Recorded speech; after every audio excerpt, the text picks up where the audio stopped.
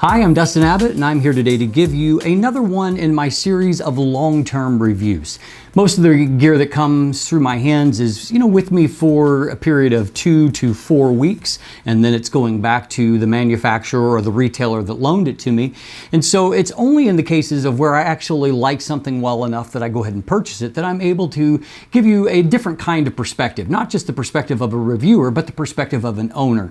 And in those situations, I've had many more opportunities to test a lens in a wider variety of situations. I've seen how it's held up in terms of the physical build and how it continues to perform maybe as new camera bodies are introduced or perhaps as firmware updates come, things like that. And so I do believe that there is a unique value to long-term reviews, which is why I am committed to doing those when there is gear that I think deserves it. And the piece of gear we're looking at today, the Sony FE 35mm F1.4 G Master lens, is very certainly worthy of that consideration. And so today we're going to be examining different aspects of its performance and how it is performed for me for weddings, portraits, landscapes, general purpose shooting, hiking, all of the various things that I do with a 35mm lens, which is one of my favorite focal lengths.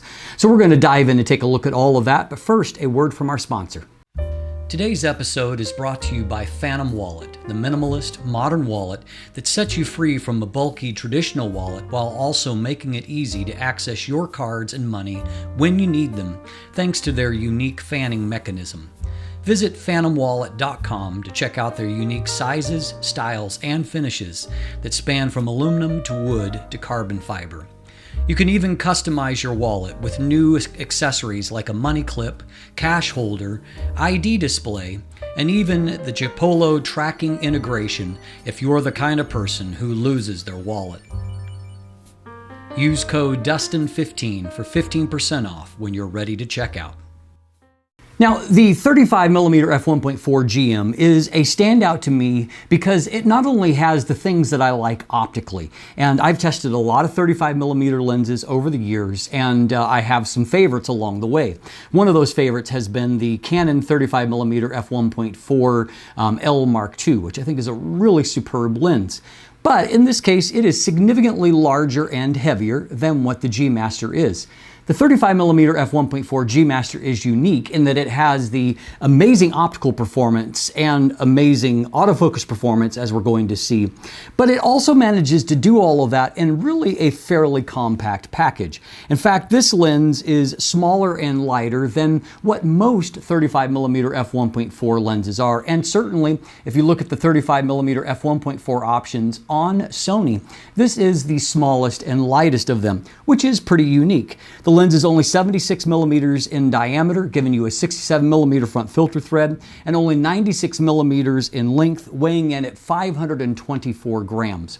Now, obviously, there are smaller lenses. The Samyang 35mm f1.8 comes to mind, as does the Sony FE 35mm f1.8. But in this case, the difference between the lenses, the f1.8 to the f1.4, they're not radical enough to me to be game changers. And so yes, a lens like the 35mm f1.8 from Sony or from Samyang is going to be smaller and lighter, but I don't think radically enough to really change the calculus of how you're going to use it, store it, or carry it. And so I think that this adds a real layer of value to what Sony has accomplished here. Add to that, of course, that this is a lens that packs more in terms of features than any of those lenses. It has the full G Master suite of features, which includes a focus hold button on the side, AF/MF switch, a dual approach to aperture that allows you to either have a clicked aperture with 1/3 stop to tense, the ability to go into an automatic mode and control it from within the camera, or with a switch on the right side of the barrel, the ability to declick the aperture and smoothly rack through all the various aperture possibilities. Like some of the other GM lenses, I find that in the clicked mode, the click action is maybe slightly on the heavy side, but that is a minor complaint, and the fact that you can declick it if you don't happen to like that means that you can get a very smooth performance if that is your preference. The only other feature here on the lens itself is the manual focus ring, which the feel of which is good, but a little bit on the light side, not what I would call exceptional. The lens hood further contributes to the compact nature, as you can see, it's quite a shallow lens hood, though it has a number of positive features. It does have the rubberized transition surface at the front, which I always really like because that's going to be a nice way to absorb a little bit of shock, and also if you happen to set a lens down with that facing, it's going to make sure that there's less kind of pressure on any point here, but also it also protects the surface you're going to put things on. It does have a locking mechanism as well on the right side if you want to loosen it through that means. Inside we have 11 rounded aperture blades, so a little bit higher than average blade count, which does give you the advantage of maintaining a more circular shape and helps the quality of the bokeh when stopped down. Now, understand, as probably many of you do, that the number of aperture blades is not going to change the initial aperture shape. It doesn't change the initial shape of the bokeh because an aperture is going to be round either way. But as you stop that down, either the blades are going to start to change that to a polygon shape of some kind, or to maintain a further circular shape as it does in this case. So it does help when things are stopped down, as you can see here. The other thing that's worth pointing out here before we move on from the build and features is that you have a nice close minimum focus distance of only 25 centimeters or 9.8 inches and a high magnification of 0.26 times. Though I will qualify that by saying that at 0.26 times, if you manually focus, autofocus will only work up to about 0.23 times, as you can actually get closer by manually focusing than what you can through autofocusing. Either way, you end up with a really high magnification figure that can be very useful in just giving you more creative options of how you're going to use the lens in the field. And I personally love a lens like a 35mm lens where I can get nice and close and really blur out a background with it. Just one more thing that you can do with what is already a very versatile focal length. Other thing worth highlighting here is that this is a thoroughly weather sealed lens. It has, as you can see, a number of seal points at the rings, the switches, the focus hold button. It has fluorine coating on the front element. This is a thoroughly professional grade lens that has a professional grade of build despite its compact and lightweight. And again, that's a huge plus here. Another huge plus is the fact that this has probably the best autofocus of any of the 35mm lenses that I've used. It employs two of Sony's XD linear focus motors, and Sony has really unlocked top-tier autofocus performance, basically some of the best that I've seen, by using multipliers of their linear motors, kind of depending upon how much torque is needed to give you fast, basically instantaneous autofocus. So if it needs more than one focus motor to accomplish that, that's what they do. And so in this case, you have got dual XD linear motors, so autofocus is very snappy, very, very quiet.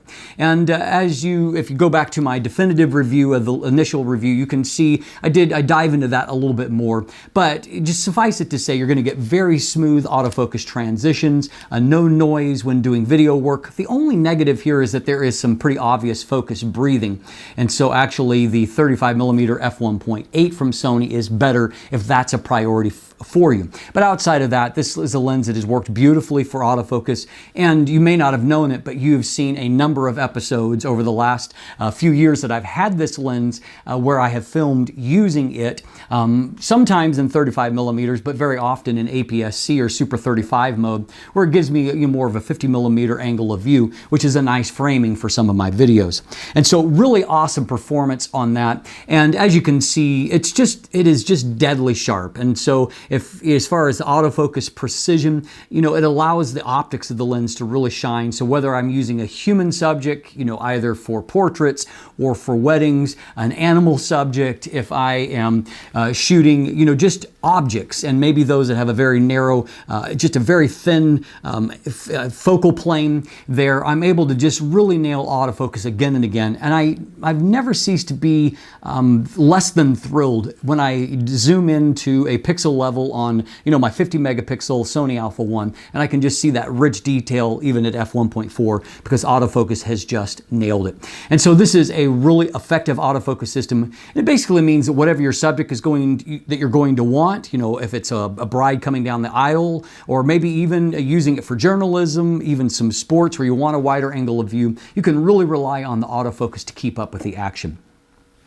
Now, all of that would be in vain if it did not deliver on the image quality front, and it most certainly does. Let's dive in and let's do a deep dive into how it's performed for me in terms of its image quality over the last several years of use. Okay, so I'm not going to recap everything that I did in my initial review, so I'll just summarize by saying that there is a tiny bit of pincushion distortion, very easy to correct, and a moderate amount of vignette, also easy to correct either manually or with the profile. So taking a look here on a 50 megapixel sensor, you can see that in the center of the frame, this lens is incredibly sharp. You can see just great detail and contrast, and as we look to the mid frame, it looks exceptional. As we look at this side of the mid frame, awesome, and right down into the corner, it's just exceptional across the frame, no question about it. So just for a little bit of perspective, at f1.4, we can see that the Sigma 35mm f1.4 is basically as sharp, just as good in the mid frame here. It looks, very close here in this aspect of the mid frame as we move on down here. Very good, I would say maybe even a hair sharper and down into the corner where the two lenses look close, but you can see off towards the very edge that the Sony is just a little bit more consistent right out to the very corner compared to the Sigma. You can also see that there's a little bit superior contrast here. You can just see that the blacks are a little inkier compared to the Sigma lens. So for just a little bit more perspective, comparing back to the Samyang 35mm f1.8. Now, this was tested on the A7R III, and so you can see that it's not quite as high a resolution, but the Samyang compares very favorably to the Sony 35mm f1.8. And so in terms of pure sharpness, you can see that there really is no contest. The GM lens is just that much sharper, everywhere that you look in the frame. Better contrast. It's just a much stronger performer. What I also found interesting that I went and retested again just this last week is that you can compare an aperture like f1.4, which traditionally in a 35mm lens is going to give you a weaker, infinity or landscape type result. I compared that to an aperture like f5.6. So if we look in the center of the frame, we can see that, basically the lenses look very, very close. There's a bit more contrast and detail rendered on the at f5.6, but we can see right out to the edge of the frame that this lens is very strong even at f1.4. And so it's not to say there is no advantage when you stop down, but in a real-world application, you're getting most of the sharpness right from the onset, which is great. Likewise here at a medium distance, if we compare at the source of our subject, obviously depth of field is going to be a little more impacted here, but you can see that at our area plane of focus at f1.4, the two results look really highly similar without, really any kind of additional fringing that's impacting in a negative fashion the f1.4 result, which, just goes to show again, you're going to get a really reliable sharpness result from wide open. Here's a monochrome I shot in my initial review at f1.4, and so you can see looking again at this medium distance at the plane of focus, detail is really, really fantastic. This lens is just incredibly sharp. So if we look at stopping down a bit, we can see from f1.4 to f2, there is a little bit of an uptick in contrast, so the lens has gotten better still at 200% magnification on a 50 megapixel sensor. You can see also that mid-frame is a little bit sharper, and down into the corner, yes, it looks sharper still there. There's less noticeable improvement going from f2 to f2.8, but you can see a little bit of improved contrast. And so, just a little bit further again. And likewise here, just a tiny bit more contrast in this area down into the corner. The corner just looks exceptionally good at f2.8. And we can just see how really crisp the black and white transitions look. Here at f4, shockingly, there is still a little bit more in the tank. And so, and that's true through about f5.6, where we level off. And so what's interesting here is that this is a lens that is incredibly sharp wide open, but unlike some, it does continue to get sharper still when you stop it down. It really is an exceptional lens at the 35mm focal length. So what that means is that you really have a lot of control over what you're going to do when you're choosing a landscape aperture. So for example, here on this misty day, I shot at f2.8 because, lighting wasn't quite as bright. You can see that on my plane of focus, detail is just really, really impressively good. Likewise, here in the forest at f2.8, we can see that this is a very high contrast scene. You know, you've got the dark of the tree area and then the really bright snow. And you can see that it's handled all of this with a lot of aplomb. There is just no blooming anywhere from the highlights, and the shadows are really nicely held. Colors are nicely handled here as well. So as a landscape instrument, this is just a really impressive lens. It allows you to get really great detail at, just vast distances. In this case, I had the ability to be up high to where I could get deep, very deep draw distance. And you can just see that everywhere you look in the frame, the detail is really fabulous. Another shot, and in this case I've purposely warmed the image for a particular look, but you can just see, great detail in the foreground, but also great detail out into the distance. Makes a really beautiful landscape image here. Again, just if you're going in there, you can pretty much, count all of the various pine needles, just because the detail is holding up so very well. It's a really fantastic landscape image. I also thought that the colors that I was able to get out of the lens were just really magnificent. Nice colors of saturation. And here, obviously, this is not as deeply a saturated scene, but the colors and the contrast look really good everywhere that you look. And so, I think equally impressive is the ability to capture the scene, whether it's loaded down with leaves or needles or not. You're able to get those fine details, which is obviously very impressive. Going back to another, kind of more golden hour kind of scene, detail is just, magnificent here, and the colors are very rich and beautiful. Going back to summer for a moment, you can see again, it's, beautiful evening summer light, and it looks just really fabulous. And then again here, coming back to a spring image to where everything has been bared, but there's no new growth yet, no new life. But you can just still see that the colors are rich, and, whether it's looking off into the distance across a river or looking into the foreground, the detail is just everywhere where I want it. A really great landscape lens. But what's interesting is that the lens also really holds up on the bokeh rendering. And so here is at f2, where you can see we have got nice circular shapes basically right across the frame, very little deformation towards the edge. So that's obviously a nice look for certain applications. Here we can see that we've got, crisp detail on a subject, but we've also got really soft and creamy bokeh. Likewise, in this image, one that I really love, I kind of am partial to these images to where a subject kind of pops out in almost like three-dimensionally against a background. You can see it kind of emerge in terms of detail, and it does really well with that kind of shot. Another here to where our depth of field is really, really fine, and you can just see how it's managed to catch focus. As we've noted previously, focus is excellent. And so focus on the area that I want, but then a nice bleed off, some complicated things in that background, but it's handled quite well. Here, this is another really recent image as winter is fading here, but just take a look here at how little aberrations are marring.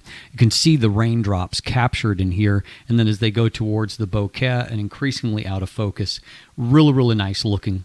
Another image here to where, again, it's a narrow plane of focus, and so you can see the detail that is there on the sign and then even in the steel beyond that. But then you can watch it go towards defocus, nice and smooth.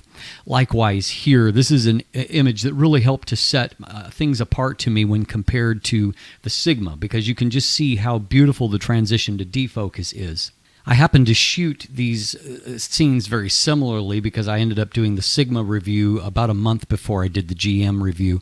And you can just see, this is one of the things that really stood out to me, in that both lenses are really sharp, as we've already seen from the chart test. You can see the GM is very sharp. You can see the Sigma is very sharp on the subject. But if you look at the transition to defocus, you can see that there is a more jarring transition on the Sigma, just more obvious outlining, whereas, and down here, just general busyness, whereas the GM goes to just beautiful creaminess. And so it really kind of makes it stand out. Here's another scene, you know, kind of a indoor setup kind of scene, but you can see looking towards kitchen table, chairs, and towards the outside that all the various layers of defocus are nicely handled. Here's another similar image to one we've looked at before, but this is the kind of image that you almost have to zoom into a pixel level to really appreciate it. You can just see how nicely delineated the detail is in the plane of focus, but then as you step back and look at the defocus, you realize how it's really giving you both. The sharpness here, the softness there, very special. So finally, we arrive at what I would consider the main event, and that is, of course, how these elements combine for portraiture or for wedding work. Now, I don't get to dive in as deep here. This was shot back on my A9, so lower resolution. But you can see good detail on the subject's face, and then the various layers of defocus that I purposely shot through, you can see are handled well. Here, just kind of a casual hiking with Craig and his wife, Macy. You can see, again, if we punch in that the detail on their faces is magnificent. Here's a big group at kind of a family get together. And so it's just, you know, because the detail is so good from the lens, you can go through and look at everybody's face in this large group, and everyone's face is very nice and crisp. For more traditional portraiture, you can see here, again, detail looks great. This is a backlit portrait, very strong evening light, but you can see how that it's resisting any kind of flare artifacts and giving us a very nice detail. For a bride kind of getting ready here, you can see once again, you know, soft window light, but beautiful detail on her face. A groom here with his groomsmen, and again, you know, it allows me to do this kind of shot, which is quite popular, where you want a subject that's in focus and then the face is behind to be recognizable, but to be out of focus. So the emphasis on the groom, no problem in achieving that kind of shot. And here, again, as a group type lens, it does great work because it handles the details so nicely. Just bride and groom set into environmental type shot. And as you can see, beautiful color, great detail, all the things that we're coming to expect from this lens as we look at the various detail. Finally, we'll take a quick look at one other thing and just a recap for those of you that are interested in the lens for its coma performance. And so here, this is at 100% magnification. And so you could magnify a little bit more if you're looking for some flaws. But you can see some minor deformation towards the edge of the frame. But by and large, the star points look very, very nice and crisp and nicely delineated here. And as we can see, there's no real obvious coma or artifacts that are coming from that. So all in all, this is a lens with very few optical flaws. So as you can see, this is one of those lenses that really helps to combine some of those special elements to where it controls the aberrations well enough, but also gives you, controls them well enough to give you a really crisp, high contrast result at f1.4 even, but manages to also maintain a nice, soft, creamy bokeh. And that was one of the things that really stood out to me in comparison. I reviewed kind of back-to-back this and the new Sigma 35mm F1.4 DN art lens. And while the Sigma was close to being as sharp in the center of the frame, there was definitely a difference in the quality of the rendering to where this was just definitely in an upper tier in terms of the overall look of images, the quality of the rendering. And this is a combination that few manufacturers are able to get right, where they can give you both the extreme high correctedness, kind of the modern performance, particularly at f1.4, but also give you a more classic rendering that is not clinical or sterile, but more organic. Sony's managed to nail it here, and this is why it is one of the best 35mm lenses that I have ever reviewed. And that leads me to my final point. Not only is it a high-performing lens in basically every metric, Sony was, I think, fairly balanced in the pricing of the lens, in that they brought it to market at a price point of $1,399 US, so basically $1,400. When I look at, again, I love the Canon, I purchased it years ago, but I paid more like $2,000 for that lens. And so the fact that they have managed to deliver such a high-performing lens in such a compact package at such a relatively reasonable price makes this, I believe, a home run for Sony. Now, 35mm is not everyone's cup of tea, and I think that the release of the 50mm f1.2 G Master has maybe made more people excited about that lens relative to this one. which is understandable. 35 millimeters is not 50 millimeters and vice versa. But if you love the 35 millimeter focal length and you want a professional grade lens that is actually small enough and portable enough to carry around with you, strongly consider the Sony 35mm F1.4 G Master. It's a lens that I've added to my kit and have not regretted one little bit. I'm Dustin Abbott, and if you look in the description down below, you can find linkage back to my original deep dive review, also to an image gallery, and I've got a new image gallery with more photos for you to check out, so you can check that out. There's also buying links if you'd like to purchase one for yourself. Beyond that, there is linkage to follow myself or Craig on social media, to check out our new channel, Let the Light In TV.